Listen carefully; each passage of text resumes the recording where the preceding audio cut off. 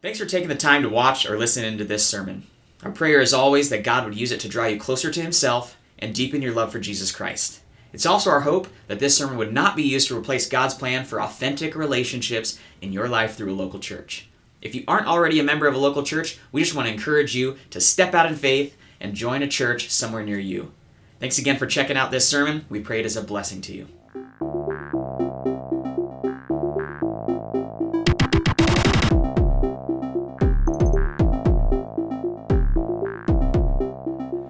Let me shift gears and get in. We got a lot to get through today. God, we thank you for the opportunity to be here. God, we are grateful. We are humbled that you love us so much that you want a relationship with us and to spend time with us. God, I believe that all of us are here because you have drawn us here to be in your presence with your people and to get into your word. And God, I pray that you would have your way today, Lord God, that by your Spirit you would transform hearts and minds and lives. And Lord, that you would get all the glory. In Jesus' name, amen. So we've been in a series called Supporting Cast, and we've been in it longer than, I don't know, probably most church series go. We're in it about 20 weeks now, and we've got like 20-something more to go. So you've either enjoyed it or endured it, but either way, you're here, and I'm happy about that. We've been talking about Moses for more than a handful of weeks now, and I can't recap the whole series or even all of what we've talked about with Moses, but what you need to know is that God, in His love and sovereign power with His people, for His people, He takes them out of slavery, out of bondage, and has a plan to take them to a promised land, a better place. That He shows Himself as their God, His presence is with them, and they're on this journey to this new place that is going to be theirs. And we've seen over the last handfuls of weeks just God showing out in miraculous ways. His power, His strength for His glory and their benefit as they spend time with God, get to know Him. It's amazing that the people around would even know that He is a mighty God and that must be His people. And where we land today is the people on the precipice. They're there. They're at the promised land, getting ready to go in and take it. And God tells them to send in spies, a recon team, to go check out what does this look like, what is this going to entail. And so if you have a Bible with you, you might want to open it to Numbers chapter 13. We're hoping this is the last week of our amazing stage that we have like this for the school play. Because I know that with the number of verses we're going to go through today is quite a few. So we're going to be moving. That's not a very big screen for that. But I believe God's going to do amazing things in and through it, even with a little screen. So if you're taking notes, you might want to write Moses, and then really what we're going to focus on today is trusting in the Lord. Trust in the Lord. The word trust in the dictionary is defined like this: reliance on the integrity, strength, ability, surety of a person or thing. It's confidence. Trust is the reliance on the integrity, strength, ability, surety of a person or thing. It's confidence. If you look it up in a thesaurus, you're going to see that it's hope, it's faith. So trust is a big deal. It's dependent on somebody else's strength and ability. You know, like Christianity. That we're going to talk about trusting in the Lord, and salvation is a trust issue. I'm fully dependent on God being who He says He is, and on the power and works of Christ Jesus on my behalf. And putting my hope, my faith, my trust in that. Salvation is a trust issue. Obedience is a trust issue. Obedience to God is a trust issue. And sin, the opposite of that, is a trust issue. Because obedience says, okay, God, I believe that you are who you say you are. The commands and the correction that you have for me are in my best interest and for your most glory, that you care about me. And that you have these things for me to do because it's best for me and it brings you the most glory. It's a trust issue. And when we sin, what we're saying is, I don't trust that, God. I don't trust that what you say will give me the result that I'm looking for here. I'm going to put my trust in something other than you for the outcome. That's what we do. And in the moment, I'm saying, I don't trust you. I don't trust that what you say is the best way is. And so I'm just going to do it the way the world says or how I feel today.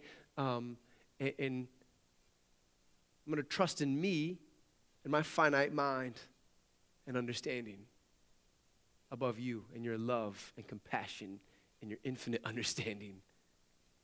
Well, this is going to be exciting today. I can already feel it. If you're taking notes, right, the people, and then we're going to look at 4 things with the people, and if they're all going to start with, R, and just to help us remember: recon, report, rebel, reject. Recon. In Numbers 13, starting in verse 1, it says this: the Lord said to Moses, send some men to explore the land of Canaan, which I am giving to the Israelites. I'm giving to the Israelites. From each tribe, send one of its leaders. So you're looking at 12 leaders, the 12 tribes. So at the Lord's command, Moses sent them out of the desert. All of them were leaders of the Israelites. And then the next kind of chunk there is the leaders by name. And I'm not going to get into every single tribe and the person, but 2 of them will stick out. Their names are Caleb and Joshua. And they're going to stick out as 2 amongst these 12 spies to go do reconnaissance work to see and investigate what's there, what's going on, what are we getting into. It's kind of fun. Our oldest son is named Caleb, and so it was fun this week to tell him, son, I'm teaching about Caleb in the Bible, and here's why we named you it, and here's part of the story. It was a fun time. You'll see today why we named him Caleb.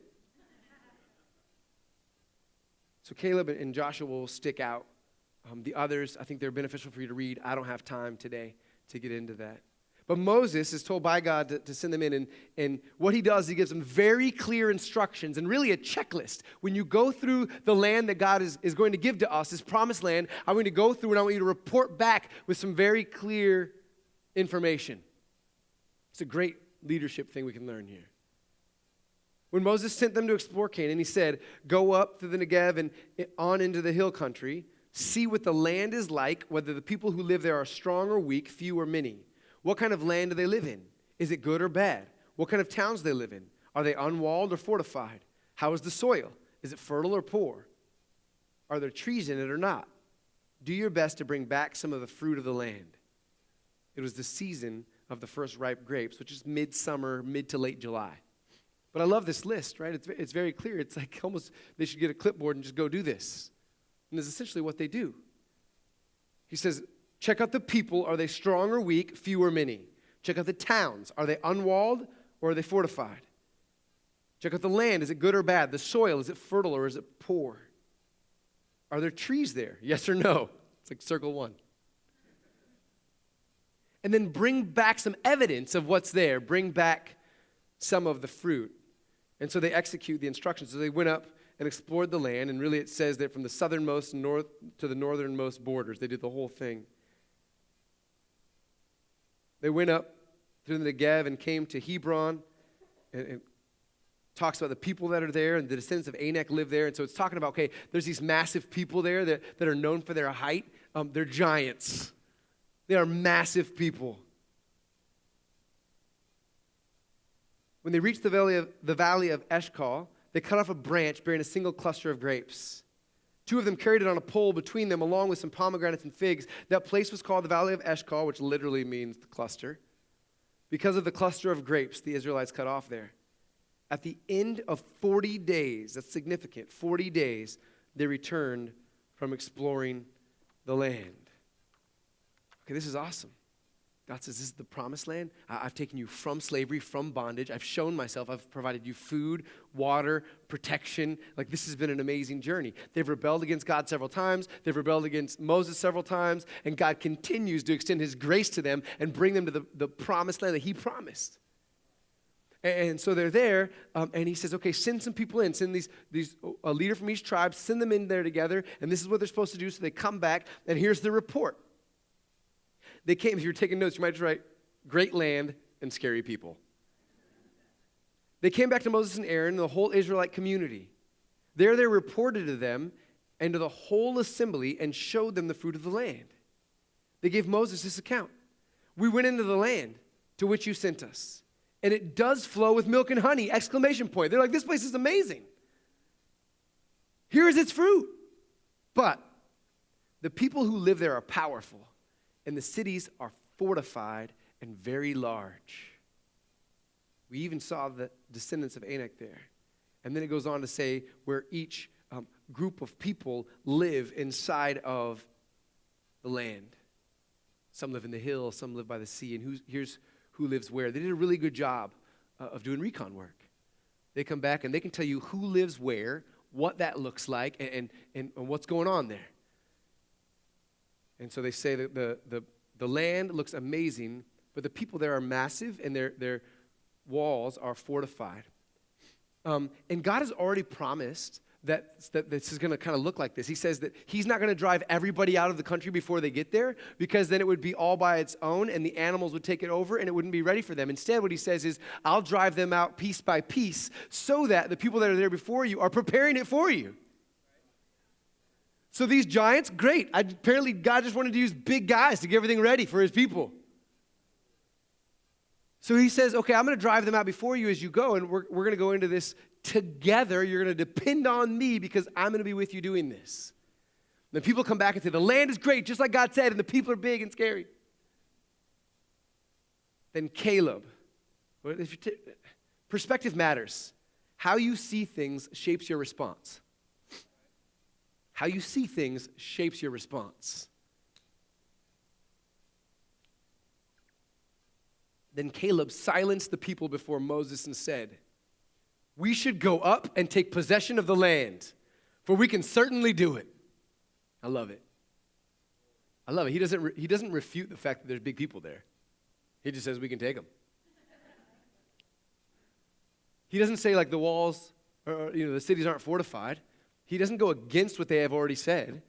He just says like, yep, they're right. The land's awesome. The people are big. Let's get it.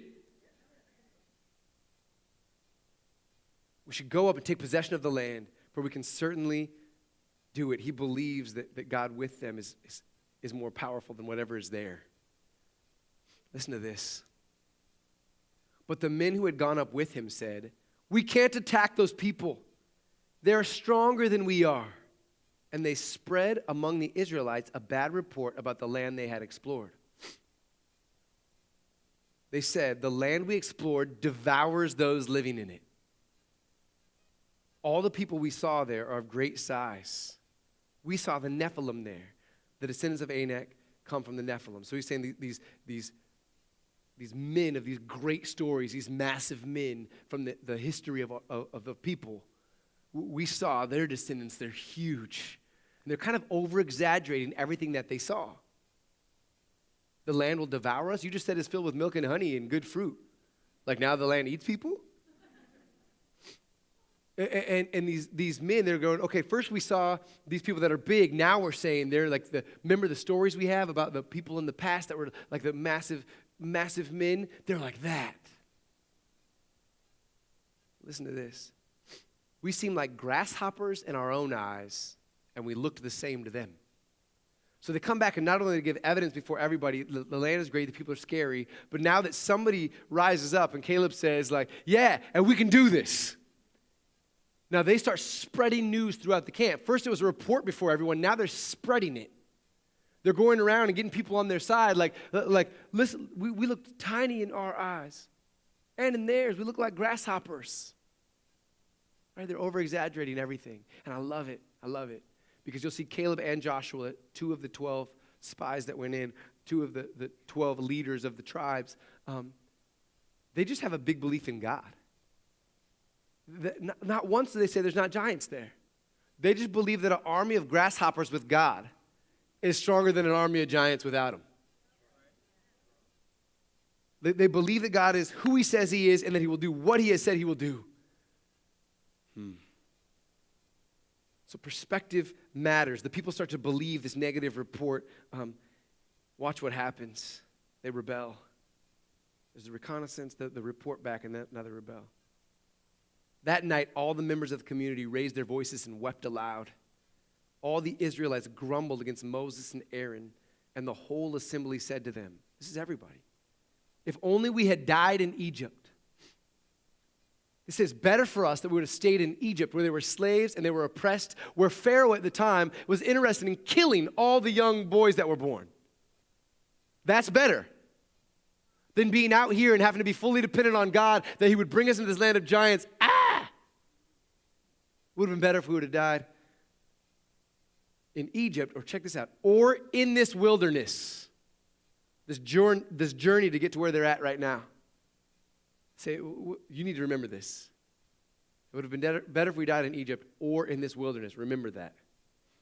Why is the Lord bringing us to this land only to let us fall by the sword? Our wives and children will be taken as plunder. Wouldn't it be better for us to go back to Egypt? And they said to each other, we should choose a leader and go back to Egypt. They're like a couple years into this thing already. The Egypt they left was decimated by the plagues. When they left there, they were chased by the army, and they went through the Red Sea, and God closed the Red Sea up on the army behind them. Then they don't have food, and God provides manna from heaven every morning. Water, they don't have water. He gives it to them. Like all these different times that God has shown up in these provisional ways, in these amazing ways. And it'd be better if we were back in Egypt. Not only the rebellion against God, but his appointed leader at that time. God, what you say and who you've given us to lead us is not good enough. You know what? We'll just decide our own and we'll go back to where we want to be. Okay. I love these next statements. Then Moses and Aaron, so if you're taking those right, stand up and stand out. Then Moses and Aaron fell face down in front of the whole Israelite assembly gathered there. Joshua and Caleb, who were among those who had explored the land, tore their clothes. That's a sign of distress. Like all of you are rebelling and wanting to go back. Our own leaders that God has given us have fallen on their face before God and before the people. So they tear their clothes and said to the entire Israelite assembly, this is a couple million people, the land we passed through and explored is exceedingly good. If the Lord is pleased with us, he will lead us into that land, a land flowing with milk and honey, and will give it to us. Only do not rebel against the Lord, and do not be afraid of the people of the land, because we will devour them. Their protection is gone, but the Lord is with us.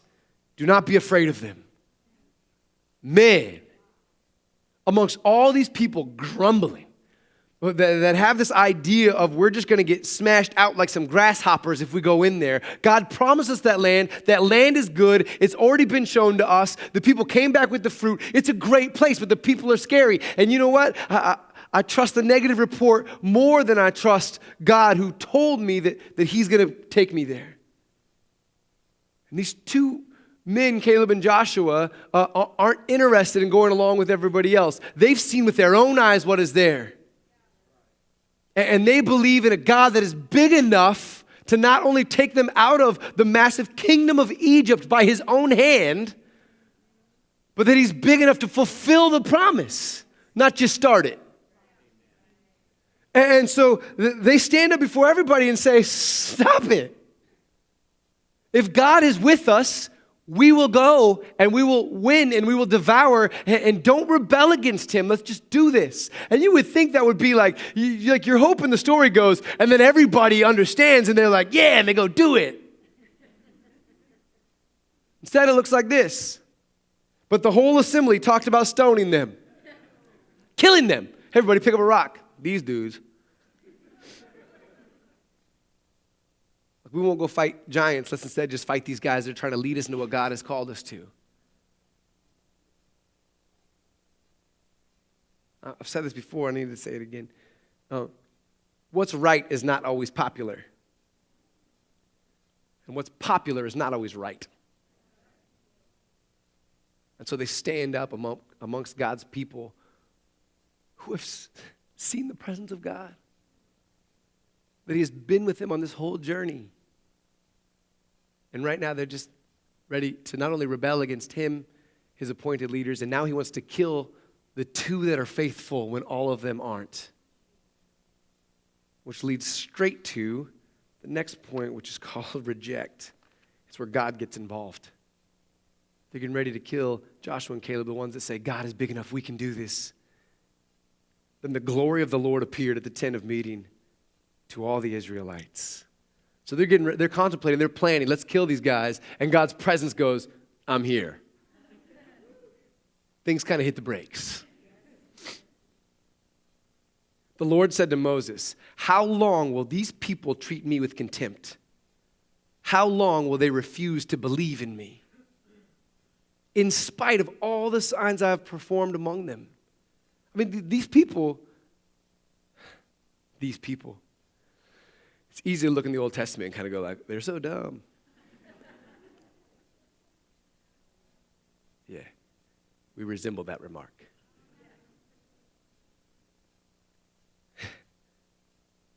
They stood at the base of a mountain where the glory and presence of God came down among them and gave them the 10 Commandments. And it was so powerful and so mighty that they freaked out. And they went to Moses and said, we don't want to talk to him. You talk to him. And when he talks to you, you tell us. They've seen his presence. They've seen his extended hand of freeing them from bondage, of providing for them when they need it. And God says, how long will they refuse to believe in me? Believe in me, to trust who he is. In spite of all the signs I performed among them, I will strike them down with the plague and destroy them. But I will make you into a nation greater and stronger than they. God's response is, you're rebelling against me. I'm going to take them out. To Moses, he says, like, the promise is still there. I'm going to make you into a great nation to go take this land. You'll be a greater nation than them. But I need to deal with the fact that they have contempt towards me. And listen to this. Moses appeals to God, and he appeals to God's reputation and to God's abounding love. Look at this. Moses said to the Lord, then the Egyptians will hear about it. By your power you brought these people up from among them, and they will tell the inhabitants of this land about it. They have already heard that you, Lord, are with these people, and that you, Lord, have been seen face to face, that your cloud stays over them, and that you go before them in a pillar of cloud by day and a pillar of fire by night. How cool is that? Moses tells God, everybody already knows that you're awesome and you're with us. They know that your strength brought us out, and they know that we've seen you, and you dwell with us, and you lead us. If you put all these people to death, leaving none alive, the nations who have heard this report about you will say, the Lord was not able to bring these people into the land he promised them on oath, so he slaughtered them in the wilderness. I love it. Moses says, God, they know that you promised not only freedom from Egypt, but that there was a promised land that you gave them on oath. If you wipe them out now, people will think that you don't have the strength. People will say the Lord wasn't able to finish what he started. So Moses appeals to God's reputation amongst the nations. And then appeals to his abounding love. Now may the Lord's strength be displayed, just as you have declared. The Lord is slow to anger, abounding in love, and forgiving sin and rebellion. Yet he does not leave the guilty unpunished. He punishes the children for the sin of the parents to the third and fourth generation. In accordance with your great love, forgive the sin of these people, just as you have pardoned them from the time they left Egypt until now. He's like, listen, they've complained to him in a hard time since Egypt. And you continue to extend mercy and grace to them. Do it again.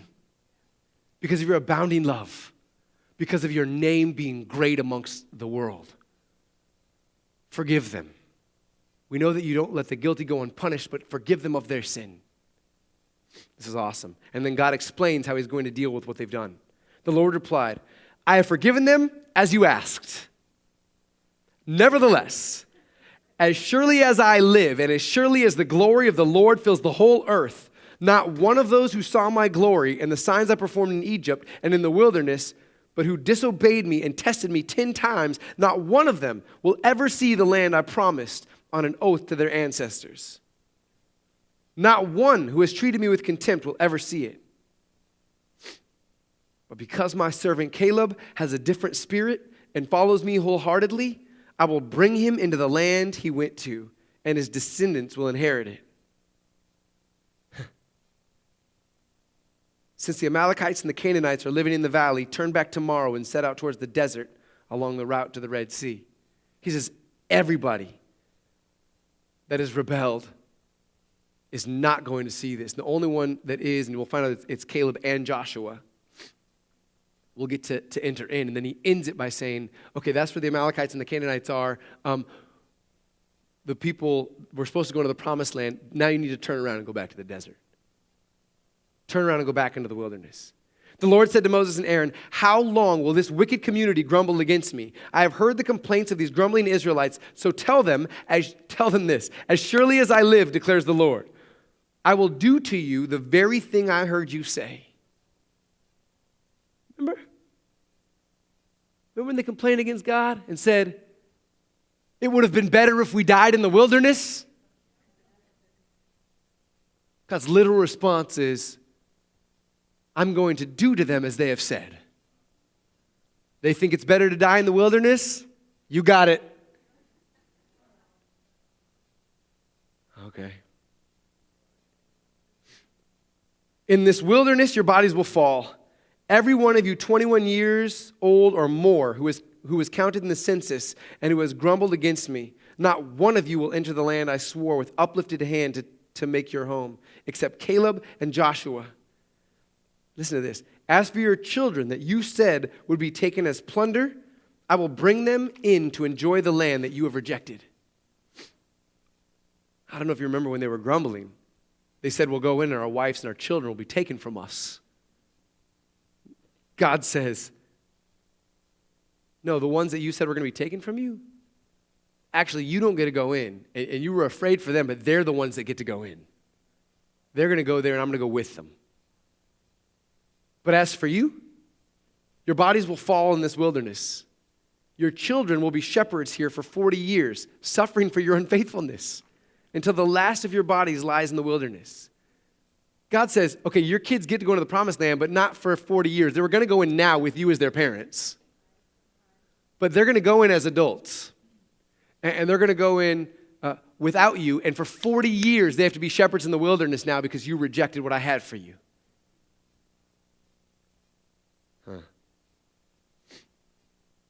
For 40 years. And then, I'll be honest, when I was younger and I heard that the Israelites had to wander in the wilderness for 40 years because they rejected what God had for them, I didn't understand why it was 40 years. I always just accepted it.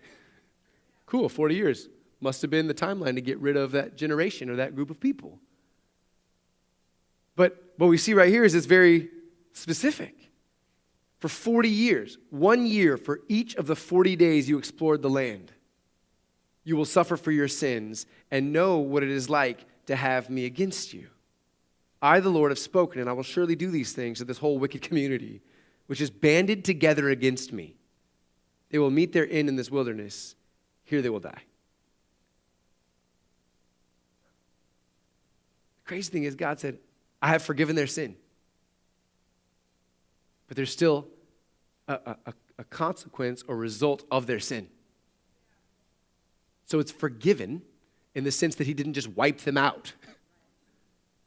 But instead we'll see that as they wander for 40 years, he still goes out there with them. They're still his people. And so it's not, they're forgiven from the standpoint of continuing to be his people, but they're rejected from going into the promised land because there is a consequence for their disobedience and not trusting in God. Okay.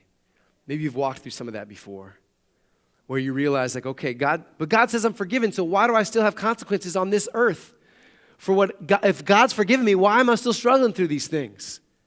Because there really is consequences for actions. And it oftentimes, for a Christian, it's not a salvation issue, but it might change some of the outcomes as they are here on earth. They're still God's people. And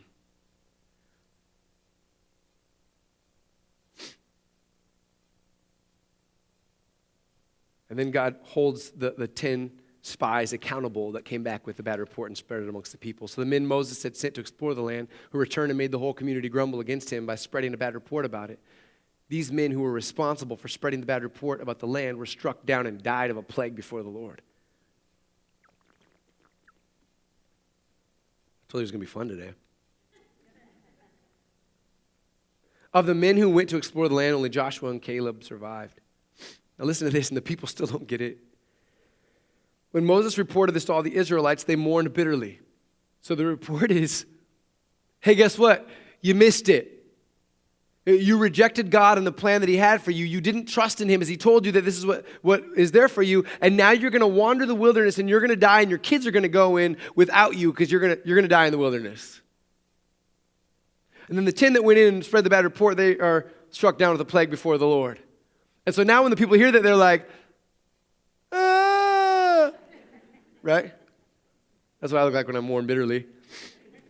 Early the next morning, listen to this. They're like, okay, early the next morning, they set out for the highest point in the hill country, saying, now we are ready to go up to the land the Lord promised. Surely we have sinned.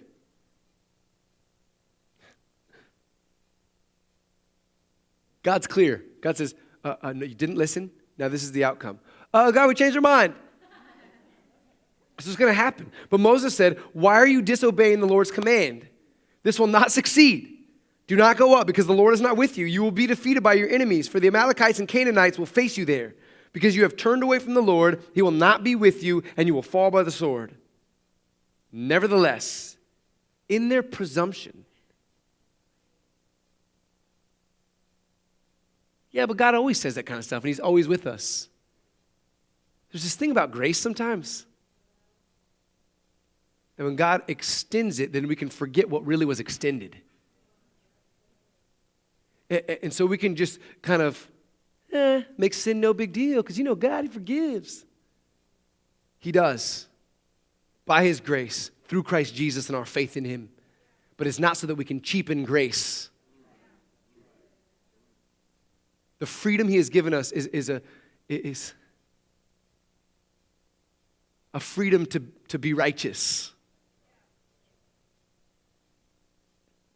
Doesn't mean that we're perfect, although we are being perfected, but that we would long to follow after him. Nevertheless, in their presumption, they went up toward the highest point in the hill country, though neither Moses nor the ark of the Lord's covenant moved from the camp. So God's presence didn't go, and the leader God had appointed didn't go. Then the Amalekites and the Canaanites who lived in that hill country came down and attacked them. And I love this. It says, and beat them down all the way to Hormah. I love it. It's interesting because we can joke like, they just don't get it. How that God told them exactly what it's going to look like. I'm going to go in with you. We're going to go stage by stage and step by step. These people have prepared it before you get there. This is how it's going to go. And then now go in and spy the land out. You're going to see that it's good, the land that I'm giving you. And you're going to depend on me. And we're going to go into this. And the people just straight up reject God. No, God, we don't trust you. We don't trust that you'll take care of us. We don't trust that you'll go with us and that we'll succeed in this. For God had made it very clear. And then when God says, okay, you don't want it? Fine. I'm going to give you what you've asked for. And then they decide they don't want that. Right? And they go, okay, I'm ready to do it now. And it's easy to joke at them, but we'll realize if you have kids that happens. Hey, you need to clean your room, you need to clean your room, you need to clean your room, you need to clean your room, you need to clean your room. You need to clean your room. If you don't clean your room, you're going to get a spanking. Okay, I'll do it. Time for a spanking. I'm going to do it right now. I'm on my way there. I've been doing it. Like we can make fun of Israel, but that's just human nature. Put it off. I don't like it. It might cost me something. Oh, wait, now there's an actual consequence. I'm ready to move.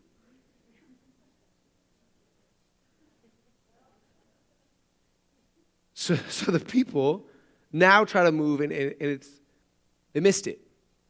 And God is faithful to himself and his word. God's people are going to go in and take the promised land. But because of their lack of trust, their disobedience, their rebellion against God, this generation isn't the one that gets to do it. So we see the people not trust in God, and that the outcome of that is them in the wilderness. I'm going to move fairly quickly, but I want to show you. So it's 40 years in the wilderness. About 40 years later, the people have been wandering. And during the wandering, there's some stuff, crazy things that happens. But from chapter 14 to chapter 20 is about 40 years. So where we find ourselves now is headed back towards the promised land, and Moses is leading the people. During those 40 years, there's some amazing stuff that happens, like an uprising from a bunch of the leaders to try to turn against Moses and the people. That's pretty intense. In fact, one where God opens up the ground, it says, and the earth swallows a group of people. It says, alive, they went down to where the graves are.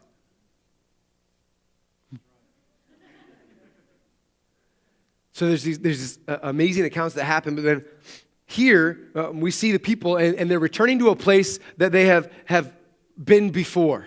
I don't know if you were here a few weeks ago or a handful of weeks ago, but we talked about the people being at a place where there was no water. And when there was no water, God told Moses, I'm going to go before you. You come with me, bring the leaders with you, and all of you go in front of the people. And it was God establishing what the leadership looked like of his people, that God is before everybody, and that he would work through Moses and the leaders and the people. And that God, at that point, in Exodus chapter 17, when they're first out on their way the first time to the promised land, 40 years earlier, says very clearly, I'm going to go before you, and then I want you to use the staff that I've given you. I want you to hit the rock, and water's going to come out to take care of my people. I'm going to provide water for the people and for the livestock. Well, here we are again, and actually they're at the same place again. They're at the same location. It's 40 years later, about 40 years later. And they're headed back now, and it is time for this next generation to head towards the promised land and go take this thing. Here we see the leaders. Earlier we saw the people and their issue of trust. Listen to this. Starting in verse 2, it says, Now there was no water for the community, and people gathered in opposition to Moses and Aaron. They quarreled with Moses. This happens all the time. And said, If only we had died when our brothers fell dead before the Lord. So God has done the work of getting rid of a generation. And now they're saying, like, man, if we would have just died with our older brothers. Like, why would you even say that? Like, you've seen people swallowed by the earth. They grumbled against God. Why did you bring the Lord's community into this wilderness, that we and our livestock should die here? Why did you bring us up out of Egypt to this terrible place that has no grain or figs, grapevines or pomegranates, and there is no water to drink? Here's God's instructions, very clear. Moses and Aaron went from the assembly to the entrance of the tent of meeting and fell face down, and the glory of the Lord appeared to them. I love it. The problem comes to them, and they take it to God. Okay, God, what should we do here? The Lord said to Moses, Take the staff, and you and your brother Aaron gather the assembly together. Listen to this. This is huge. Speak to that rock before their eyes, and it will pour out its water. You will bring water out of the rock for the community so they and their livestock can drink. So God has compassion for the people. He has a plan to provide for them, and he has a clear plan for what Moses is supposed to do. He says, obey me, go do this. So Moses took the staff from the Lord's presence just as he commanded him. It sounds good so far. He and Aaron gathered the assembly together in front of the rock, and Moses said to them, Listen, you rebels, must we bring you water out of this rock? Oh, man. Then Moses raised up his arm and struck the rock twice with the staff. Water gushed out, and the community and their livestock drank. But the Lord said to Moses and Aaron, Because you did not trust in me enough to honor me as holy in the sight of the Israelites, you will not bring this community into the land I give them.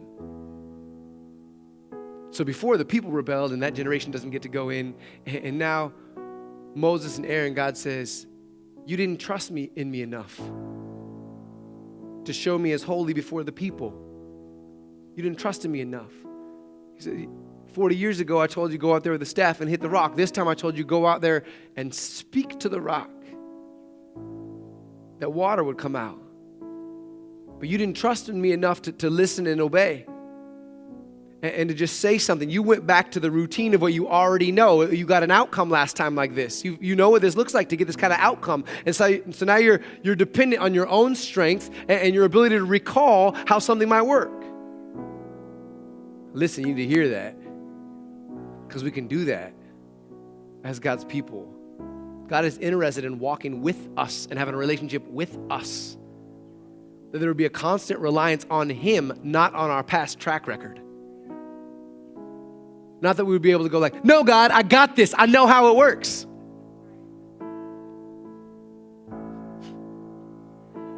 I love that He hit it twice, too. The first time He only hit it once and the water came out in Exodus 17. So I always wonder, like, how long was the pause between each strike? I don't know. I wish I knew. He hits it twice and the water comes out. This is what I love. God still, even though He's disobedient and doesn't trust in God enough to just speak to it. How many know that if you've done this before, that was already a big step last time to hit it and believe water's going to come out. But how big is it now to say, like, people have seen you do that. They're expecting you with the staff to go up there and do that, and God's going, no, I'm getting glory for this. I just want you to say something and watch the water come out. That you would trust in me, that I'm the one that provides this. That it's not you that does the miracle. It's not you because you get the staff, but it's me.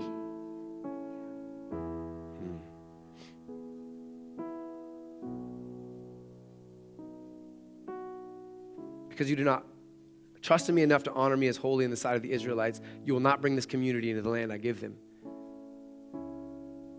These were the waters of Meribah, which is quarreling, where the Israelites quarreled with the Lord, and where He was proved holy among them. Listen, that's awesome. Not only did He provide for His people there, but He says, listen, not only do I hold the people accountable for rejecting me and not trusting me, but I also hold the leaders accountable. And Moses doesn't get a pass because he's Moses. I will be seen as holy and set apart. There is none like me. Okay. Told you it was going to be fun today. So listen, I want to just close with talking about trusting in the Lord. That both of these cases are situations where God makes it very clear, this is who I am, and this is what I'm going to do, and this is what your response looks like. And in both the situations, for the people and for the leaders, there's a disobedience and a rejection of what God has. How many know that after this, Moses is still in relationship with God after this? He just doesn't get to take the people into the promised land. And so there's a result of that disobedience, even though he stays in relationship. So it's not a salvation issue as much as not walking into the promises of what God has. Okay, I don't know if you heard me.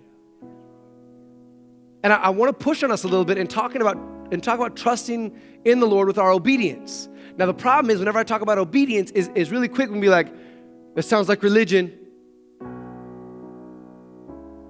You're going to give me check marks, like you better do these 10 things. We can do that, right? Like we can be afraid, like if I talk about obedience, that it's not about that, man, it's about a relationship. You're right. We're saved by the obedience of Christ, not our own, because we fail at it. And to say it's not a religion, it's a relationship, you're right. It's a relationship with God, but God is a sovereign, holy, righteous, powerful, loving God. And our response to that, it's our response to that is obedience, because we go, wow, you're so mighty. You know everything. You're powerful enough to do everything.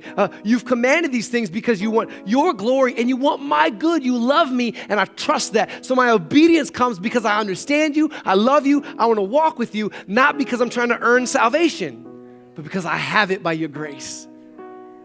God, I want to trust in you more and more. There's areas in my life where it's easy for me to trust in you, and there's areas in my life where I struggle. And we all do that. There's certain spaces where maybe it's financially, maybe it's a relationship, maybe, there's all these different places where we can kind of work through and go like, yeah, God, I trust you with this, but I trust me with this. Because somehow I know better than you about how you've designed us to flourish in relationship with you. We all have those areas. This isn't to beat any individual up. This is for all of us to enjoy. That there are areas for God to grow us in our trust of Him, and He is worthy of it. He is faithful to Himself.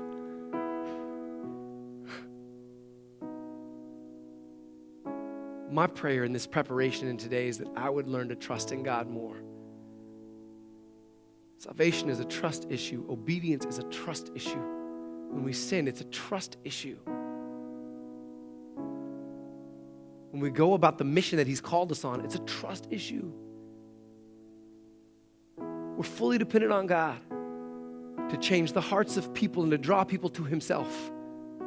We can't do that. We're called on mission. We're a part that He uses in that, but we can't do that. And we can kind of be like Moses in that and go like, well, last time I said this and somebody gave their life to Jesus, so if I just say that again, it'll have to happen. Now it's dependence on Him, a constant walk with Him because He loves us. Listen to this in Proverbs. It's an amazing verse. Maybe you've heard it before. It's a popular verse. It's on coffee cups and t-shirts and bumper stickers. It's a rad verse. Listen to this. Trust in the Lord with all your heart. The inner you. Trust in the Lord with everything. Listen, I don't know what you're going through right now. God does. Trust in Him. Don't go your own way. Don't do the, okay, God told me this, but trust in Him. That He really is good. That He really does care. That He really knows best. With all your heart and lean not on your own understanding. Isn't that how it happens? The reason we don't trust is because we lean on our own understanding instead of God. And so, I don't know, I think this is the way it works. This is how I've seen it. This is what I've experienced. We trust Him with all of our heart and lean not on our understanding. In all our ways, submit to Him. In all our ways. I said it earlier. Some ways are easy for us. Maybe for some of you, you're like, no, none of them are easy. Oh, I get it. I get it. A relationship with God, it's not a makeover, it's a takeover. It's not a patch we put on our arm. It's a submission to say, you are Lord and I am not. In all your ways submit to Him, and He will make your paths straight, or He will direct your paths. God, direct me, lead me. Lastly, just put, be disciples. Disciples, a follower of Jesus. And Jesus, after He has risen from the dead, He's lived the perfect life that we fail at in our place and died for our sins on the cross and raises from the grave 3 days later, defeating sin and death. And before He ascends into heaven, He's with His disciples, His followers, His guys. And He tells them to go and make disciples. Okay, you're disciples, followers of Christ. Go make disciples, followers of Christ. And this is what He says. I want us to get it. Then Jesus came to them and said, all authority in heaven and on earth has been given to me. Therefore, go and make disciples of all nations, baptizing them in the name of the Father and the Son and the Holy Spirit, and teaching them to obey everything I have commanded you. And surely I am with you always to the very end of the age. I love that. Because sometimes what can happen as Christians is we're in the information age and we want to have information. Information is good. Transformation is better. that we're to go and make disciples, which means we are made into disciples that go and make disciples. So when I say be a disciple, it says how it lays out a disciple is baptized and taught to obey the commands of Jesus. And it's interesting because it doesn't say teach them to memorize the commands of Jesus and sit and talk about it. And there's nothing wrong with memorizing and talking about it. But he says the disciple is one that is taught to obey what I've commanded. And that's a direct response to a transformed life. It's not so that you can earn God's grace. It's because the grace has been extended to you. It's, okay, now that they've been baptized, they're a new creation. Now teach them what it means to follow after Jesus and that we would long to do so. He is worthy. He's loving. And any command he has given us is for our good and his glory. And we need to continue to grow in that. Because for all of us, we can wrestle with that. In fact, in some ways, we'll submit to God and then we wrestle control back over. We need to think long haul. It's most about glorifying, worshiping God with every area of my life and realizing that that's what's best for me, even if it means I got to go into a land and fight giants.